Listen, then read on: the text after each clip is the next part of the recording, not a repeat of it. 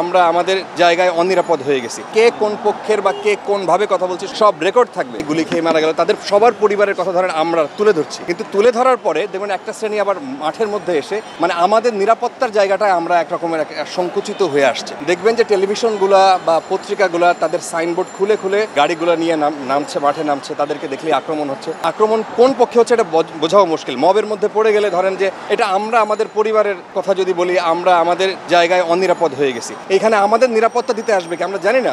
আমি জানি না এই বিষয়ে আমাদের সাংবাদিক নেতারা তারা কিছু বলবেন, হয়তো কবে বলবেন, কিভাবে বলবেন সেটাও জানি না, কারণ এর কোনো সলিউশন আমি দেখি না। কিন্তু আমি সাধারণ মানুষ যারা এই ভিডিও করেন, যারা এই ভিডিও দেখবেন, আপনাদেরকে অনুরোধ করি যে আপনাদের মতো আমাদেরও সেম, আপনাদের মতো আমরাও আপনাদের সন্তান, ভাই, রাস্তায় আমাদের থাকতে হয়, দুই পক্ষকেই আমাকে দেখাইতে হয়। ক্যামেরা তো দাগ হয় কিভাবে? এই যে ভাবি, দাগও যাবে রাগও যাবে, নিন চাকা সুপার হোয়াইট।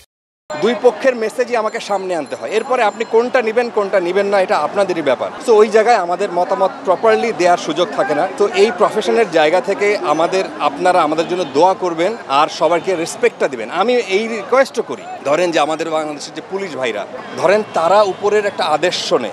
আমি অনেক মানুষের সাথে, অনেক পুলিশের সাথে কথা বলছি, আমি দেখা মানে যখন ইনফর্মালি কথা বলি আমরা, তখন দেখবেন যে সবাই অসহায়ত্ব প্রকাশ করে যে ভাই আমি কি করবো, আমার কি করার আছে উপর থেকে যখন আদেশ আসে। সো এই মানুষকে দেখলে, একটা পোশাক দেখলে আপনি তাকে অসম্মান করেন না, তাকে যে কোনোভাবে তার রেসপেক্টটা তাকে দিয়েন, তার একটা ফ্যামিলি আছে, হ্যাঁ। সো তাকে আদেশ পালন করতে হচ্ছে। এই জায়গায় আমার মনে হয় সহনশীলতা দরকার।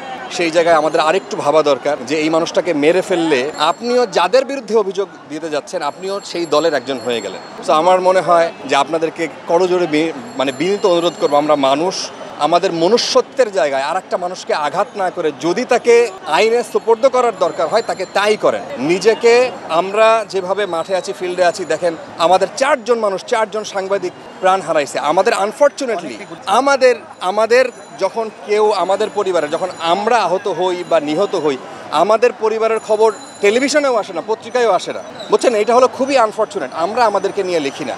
তো সেই জায়গায় আমি হাতে পায়ে ধরে বলি সাধারণ মানুষকে যে আপনারা মাথার মধ্যে ওই চিন্তাটা নিয়েন যে এরাও আপনাদের ভাই, এরাও আপনাদের ছেলে, আপনাদের মেয়ে। তো এদের নিরাপত্তাটাও আপনাদের হাতে। এখন যে অবস্থাটা তৈরি হয়েছে, এই অবস্থা আমরা ধারণা যে খুব তাড়াতাড়ি একটা শান্তিযোগ্য কোনো একটা যাবে, এই দেশে কোনো একটা সলিউশন আসবে, মানুষ শান্তিতে থাকুক, এই অবস্থার অবসান হোক। এইভাবে মানুষ মাঠে নামছে, হয়তো যে কোনো একটা কিছু আসবে রেজাল্ট। আমাদের ওই রেজাল্টের যে প্রক্রিয়াগুলো, এটা একটা ইতিহাস। যে সময়টা আমরা দাঁড়ানো আছি এটা একটা ইতিহাস, এটা সব লেখা হবে। এই যে আমরা যে বলছি, আমরা কথা বলছি, আমরা টক শো করছি, কে কোন পক্ষের বা কে কোন ভাবে কথা বলছি সব রেকর্ড থাকবে। তো এই ইতিহাসের অংশ হিসেবে আমরাও আমাদের জীবদ্দশায় এরকম কিছু দেখলাম। দেখবেন ফরাসি বিপ্লব হয়েছে, ছাত্র আন্দোলন হয়েছে।